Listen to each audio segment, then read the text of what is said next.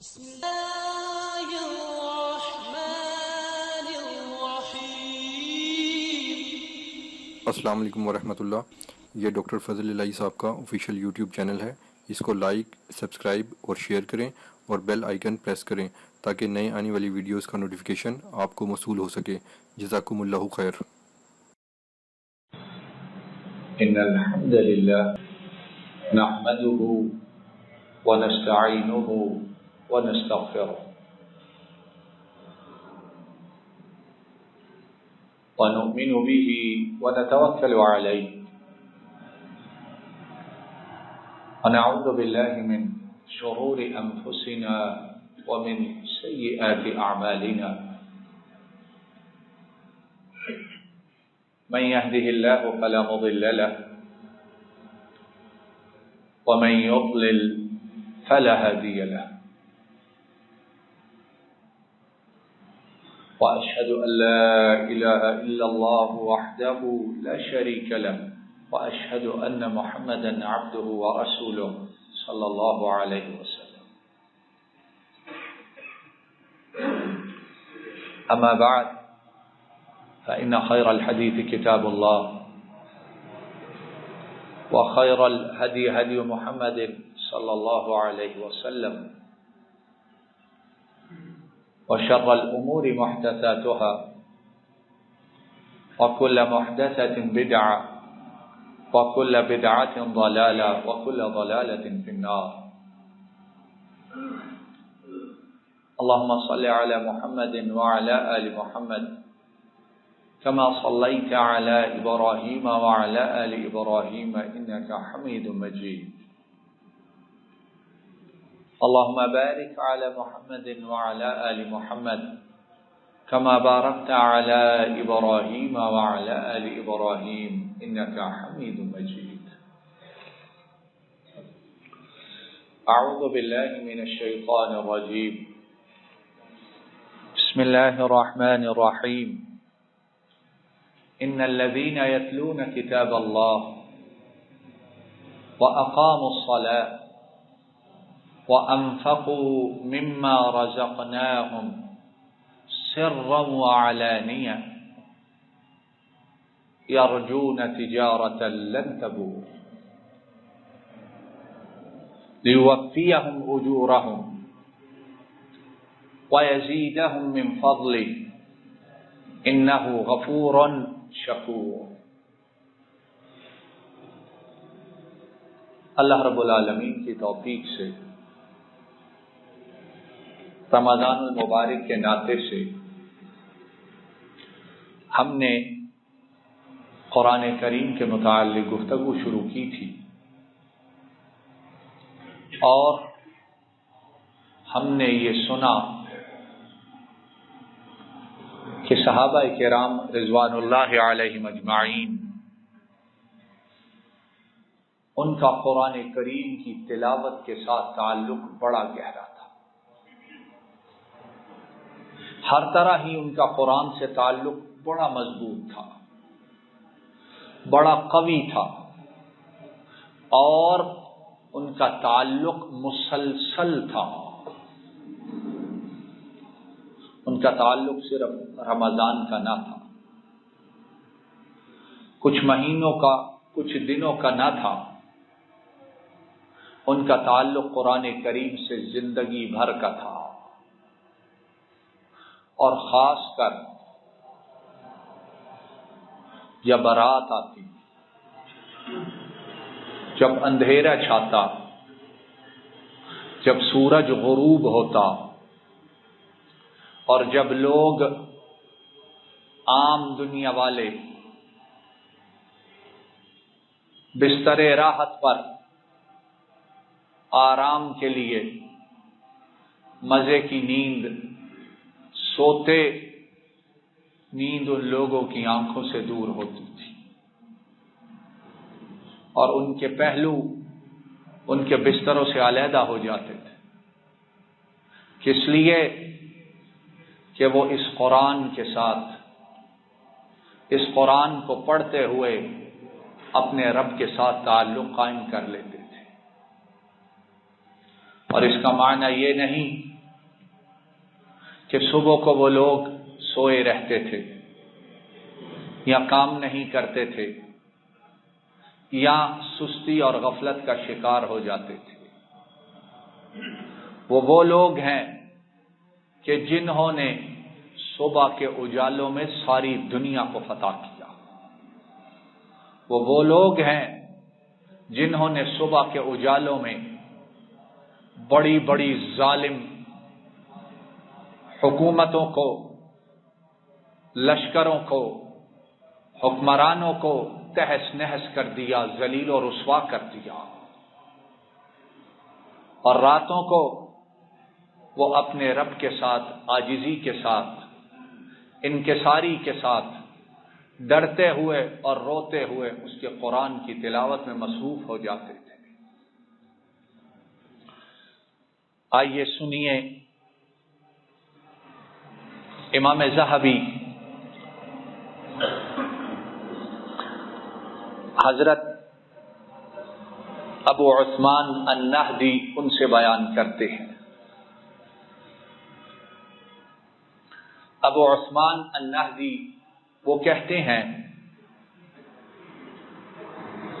کہ میں ابو ہریرہ رضی اللہ تعالی عنہ ان کا مہمان بنا. میں ان کے ہاں مہمان بن کر ٹھہرا. اور کتنے دن ٹھہرا؟ 7 دن ٹھہرا. میں ان کے ہاں مہمان بن کے ٹھہرا اور کتنا ٹھہرا؟ 7 دن ٹھہرا. تو کیا دیکھا؟ کیا پایا؟ انہیں کس چیز میں مصروف اور مشغول دیکھا؟ فرماتے ہیں میں نے 7 دنوں میں ابو ہریرہ کی راتوں کا عجیب منظر اور عجیب حال دیکھا.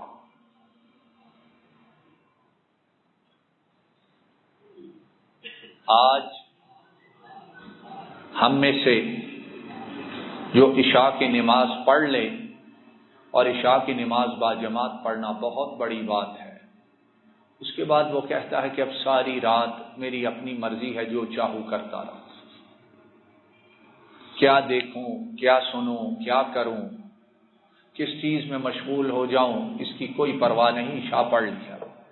جو نہیں پڑھتے ان کی تو بات ہی علیحدہ ہے.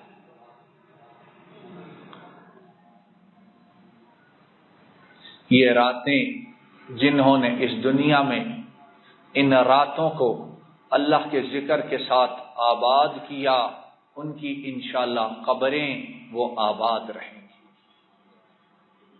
جنہوں نے ان راتوں کی ظلمتوں میں قرآن کریم کی تلاوت کی، ان کی قبریں انشاءاللہ منور ہوں گی. جنہوں نے ان راتوں کو رب کے سامنے گڑ گڑاتے ہوئے، آہوزاری کرتے ہوئے گزارا، حشر کے میدان میں ان کا رب انہیں انشاءاللہ ذلیل و رسوا نہیں کرے گا. اور اس کے ساتھ ساتھ یہ بھی ہے کہ راتوں کو اٹھنے والے اور اپنے رب کو پکارنے والے وہ اس دنیا میں بھی ذلیل و رسوا ہو سکتے نہیں ہیں انشاءاللہ. وہ کہتے ہیں ابو عثمان النہدی کہ ابو ہریرہ کو میں نے دیکھا کہ ابو ہریرہ جو تھے، ایک خود تھے، ایک ان کی اہلیہ محترمہ تھیں، اور ایک تیسرا ان کا خادم تھا. 3 یہ ایک گھر میں رہتے تھے، وہ بیوی اور خادم. تو کہتے ہیں میں نے دیکھا کہ ان تینوں نے رات کو 3 حصوں میں تقسیم کیا ہوا ہے. اور کیا کرتے ہیں؟ پہلا رات کے پہلے حصے میں کھڑا ہو جاتا ہے مصلی پہ اور قرآن کریم کی تلاوت کرتا ہے. جب تیسرا حصہ گزر گیا، 1/3 حصہ گزر گیا، اس کی ڈیوٹی ختم ہوئی، وہ آرام کے لیے لیٹ گیا.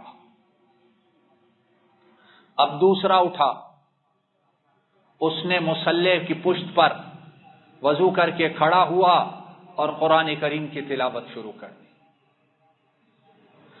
تیسرا حصہ رات کا اب وہ تلاوت کرتا رہے گا، اور جب اس کی ڈیوٹی ختم ہوئی، اس کا کام ختم ہوا، وہ لیٹ گیا، اب جو تیسرا ہے وہ رات کے آخری تیسرے پہر میں اٹھ جائے گا اور فجر کی اذان تک مصلی کی پشت پر کھڑا ہو کر قرآن کریم کی تلاوت کرتا رہے گا۔ ان الذین یتلون کتاب اللہ وَأَقَامُوا الصَّلَاةَ وَأَنفَقُوا مِمَّا رَزَقْنَاهُمْ سِرًّا وَعَلَانِيَةً، یقیناً وہ لوگ جو قرآن کریم کی تلاوت کرتے رہتے ہیں اور جو نمازوں کو قائم کرنے والے اور چھپ کر اور سب کے سامنے اللہ کی راہ میں خرچ کرنے والے ہیں، فرمایا وہ لوگ ایسی تجارت کر رہے ہیں جس تجارت میں کبھی خسارہ ہو ہی نہیں سکتا ہے۔ تو وہ تجارت صحابہ کرام کیسے کرتے؟ رات 3 حصوں میں تقسیم ہے اور 3 افراد ہیں اور تینوں ایک ایک حصے میں تلاوت کرتے جا رہے ہیں۔ تو یہ لوگ کامیاب ہوئے کہ نہ ہوئے؟ بولیے، انہیں جس شہرت کے لیے، ناموری کے لیے، اپنے آپ کو بڑا ثابت کرنے کے لیے ہم ساری عمر کھپا دیتے ہیں، ایمان اسے داؤ پہ لگا دیتے ہیں، اور پھر بھی اکثریت کے حصے میں ذلت و رسوائی آتی ہے۔ ان لوگوں کو دیکھو، نہ انہوں نے اپنی شہرت کے لیے کچھ کیا، نہ اخبارات تھے، نہ یہ چینلز تھے، نہ یہ میڈیا تھا، نہ اور کچھ تھا، لیکن جب بھی ابو ہریرہ کا نام آئے گا تو زبان پر کیا آئے گا؟ رضی اللہ تعالی عنہ۔ لوگوں کو اپنے آباء و اجداد کے ناموں کا پتہ نہیں، لیکن ابو ہریرہ کا پتہ ہے۔ لوگوں کو اپنے خاندانوں کی تاریخ پتہ نہیں، لیکن ابو ہریرہ، اس کی پیدائش، اس کا اسلام، اس کی قربانیاں، اس کی احادیث، اس کی خدمات ایک دنیا کے بڑے حصے کو یاد ہے۔ رضی اللہ تعالی عنہم ورضوا عنہ۔ آئیے اور سنیے، امام احمد، امام ابو داود، امام دارقطنی، ابن خزیمہ، ابن حبان اور امام حاکم، یہ سارے ائمہ حضرت جابر رضی اللہ تعالی عنہ ان سے بیان کرتے ہیں۔ حضرت جابر کہتے ہیں کہ ہم نبی کریم صلی اللہ علیہ وسلم کے ساتھ سفر میں تھے۔ صحابہ کرام ان کا گروہ تھا، لشکر تھا، جماعت تھی، اور ہم سفر کر رہے تھے۔ دوران سفر رات ہو جاتی ہے۔ رات ہوئی تو کہتے ہیں آرام کے لیے ہم ایک گھاٹی میں رک گئے، ایک گھاٹی میں ہم لوگوں نے پڑاؤ کیا، ڈیرا ڈال دیا۔ اب دشمنوں کا خطرہ، سارا عرب وہ دشمن ہے۔ حضرت جابر کہتے ہیں نبی کریم صلی اللہ علیہ وسلم نے ارشاد فرمایا، من یحرسنا اللیل، اے میرے صحابہ، آج کی رات چوکیداری کا فریضہ کون انجام دے گا؟ چند ایک اٹھ جائیں، باقی آرام سے سو جائیں۔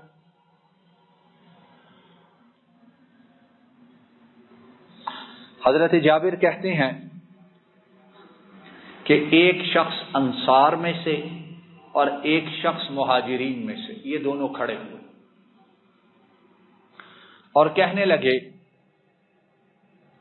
اے اللہ کے رسول صلی اللہ علیہ وسلم، ہم دونوں آج کی رات چوکیداری کرتے ہیں، آپ بھی اور باقی صحابہ آرام کریں، ہم انشاءاللہ رات کو چوکیداری کا فریضہ سر انجام دیں۔ فبات بفم الشعب،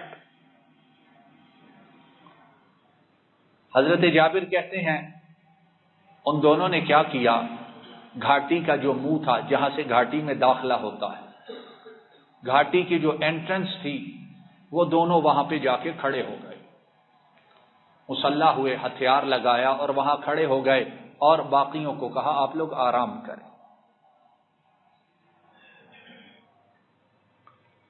اب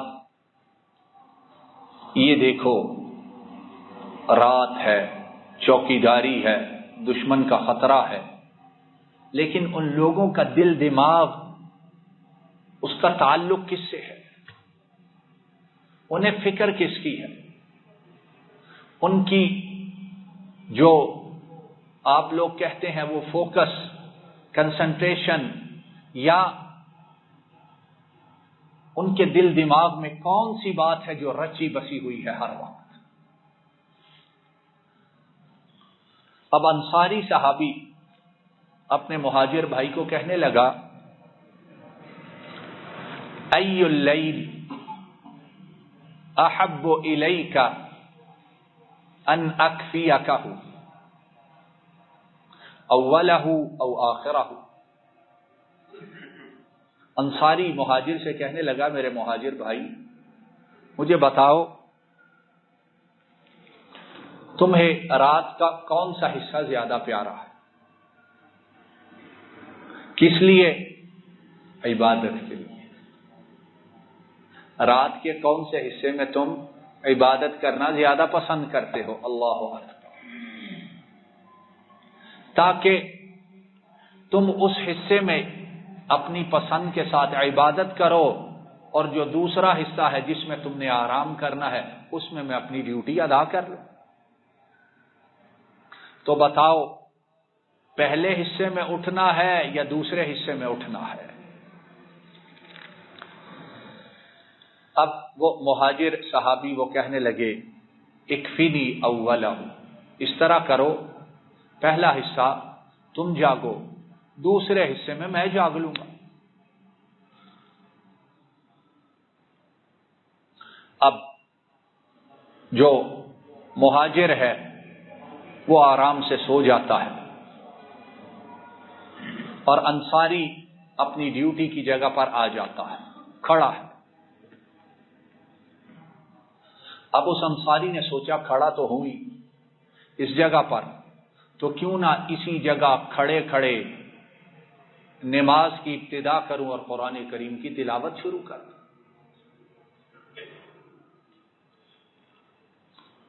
اب وہ انصاری اس نے اپنا منہ بیت اللہ کی طرف کیا، اللہ اکبر کہا، اپنی جگہ پر موجود ہے، جس جگہ ڈیوٹی ہے اس جگہ کو چھوڑا نہیں ہے، اور اللہ اکبر کہہ کر نماز کی ابتدا کی، قرآن کریم کی تلاوت میں مصروف ہو گیا۔ اب دشمن اس لشکر کا پیچھا کر رہا ہے، دشمن اس لشکر کی طاق میں ہے، دشمن پیچھے پیچھے آ رہا ہے۔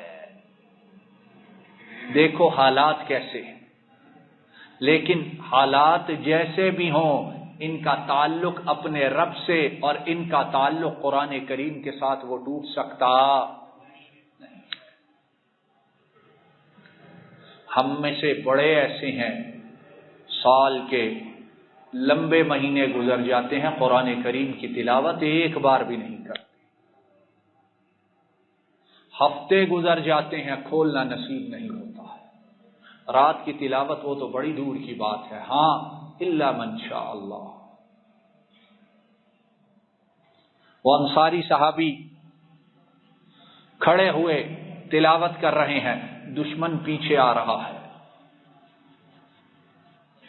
اور اس نے دیکھا کہ جس گھاٹی میں لشکر اسلام آرام کر رہا ہے، اس گھاٹی کے منہ پر، اس گھاٹی کے داخلے کی جگہ پر ایک شخص کھڑا ہے اور مصروف عبادت ہے۔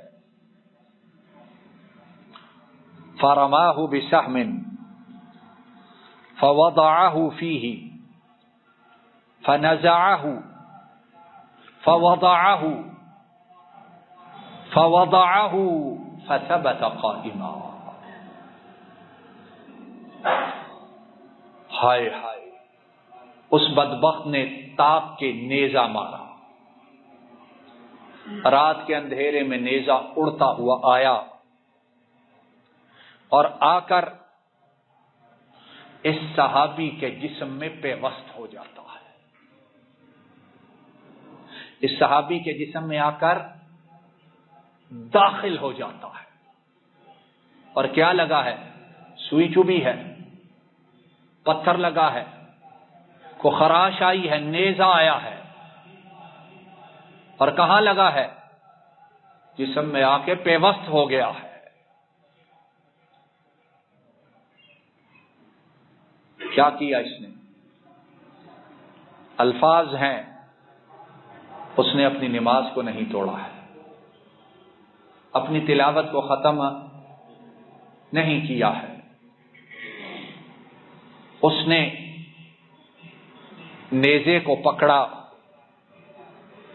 باہر نکالا، زمین پر رکھ دیا، فثبت قائما، اور اپنی تلاوت کو جاری رکھا۔ اور یہ عام آدمی، بلکہ بڑے سے بڑے بہادر کے بس کی بھی بات ہے، یہ انہی کا کام ہے کہ جن کے دلوں کا تعلق قرآن کریم کے ساتھ انتہائی مضبوط ہو۔ رکھ دیا، فثبت قائما، اور تلاوت کرتا رہا۔ دشمن نے دیکھا کہ بندہ تو وہیں کھڑا ہے، اس نے دوسرا تیر مارا، وہ بھی آ کر پیوست ہو گیا، اس نے اس کو بھی نکالا، زمین پر رکھا، اور پھر اپنی تلاوت کو جاری کر دیا۔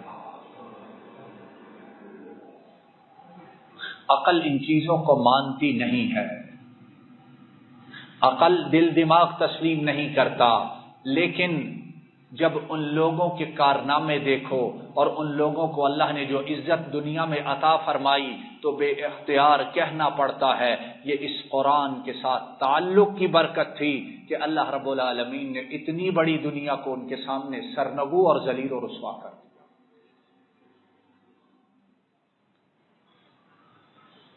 اب اس بدبخت نے تیسرا تیر مارا، تاک کے تیسرا تیر مارا۔ اب جب وہ تیر آ کے لگا، خون تیسرا فوارہ چھوٹا، جسم تیسری جگہ سے پھٹ گیا، تو اب اس میں کھڑے ہونے کی سکت باقی نہیں رہی ہے۔ پکڑا، تیر کو نکالا، زمین پہ رکھا، اور اس کے بعد وہ اللہ کا بندہ سجدے میں گر جاتا،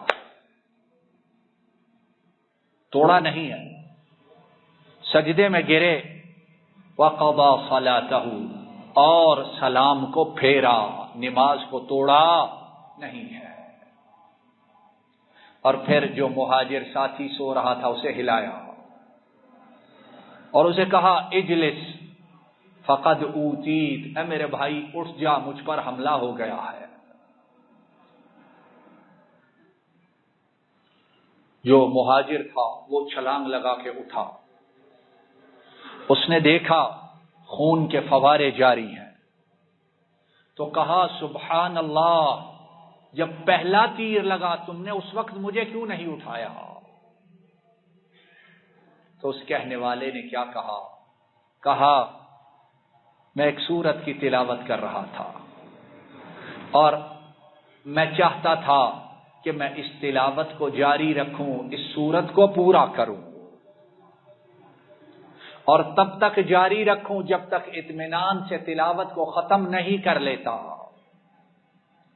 لیکن اس ظالم نے جب ایک کے بعد دوسرا مارا، دوسرے کے بعد تیسرا مارا، تو پھر یہ ہے کہ پاؤں ٹانگوں نے کھڑا ہونے سے انکار کر دیا، اور اس رب ذوالجلال کی قسم جس کے ہاتھ میں میری جان ہے، اگر اللہ کے رسول نے یہاں میری ذمہ داری نہ لگائی ہوتی، اگر اللہ کے رسول نے مجھے چوکیداری کا فریضہ سونپا نہ ہوتا، تو رب ذوالجلال کی قسم میں اپنی تلاوت کو پورا کرتا، چاہے اسی جگہ کھڑے کھڑے میری جان قربان ہو جاتی۔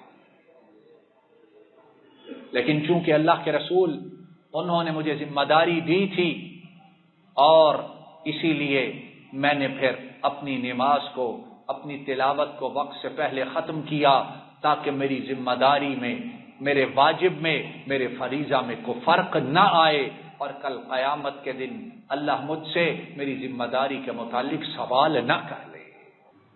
ان الذین یتلون کتاب اللہ واقاموا الصلاۃ وانفقوا مما رزقناهم سرا وعلانیہ یرجون تجارۃ لن تبور وآخر دعوانا ان الحمد للہ رب العالمین۔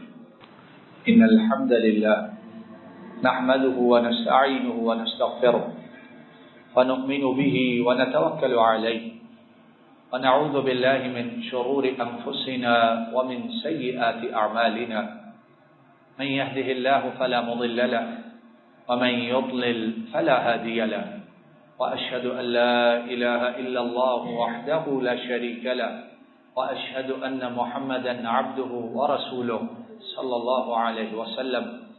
إن الله وملائكته يصلون على النبي يا أيها الذين آمنوا صلوا عليه وسلموا تسليما۔ اللهم صل وسلم على نبينا محمد وعلى آله وأصحابه وأهل بيته وأتباعه إلى يوم الدين،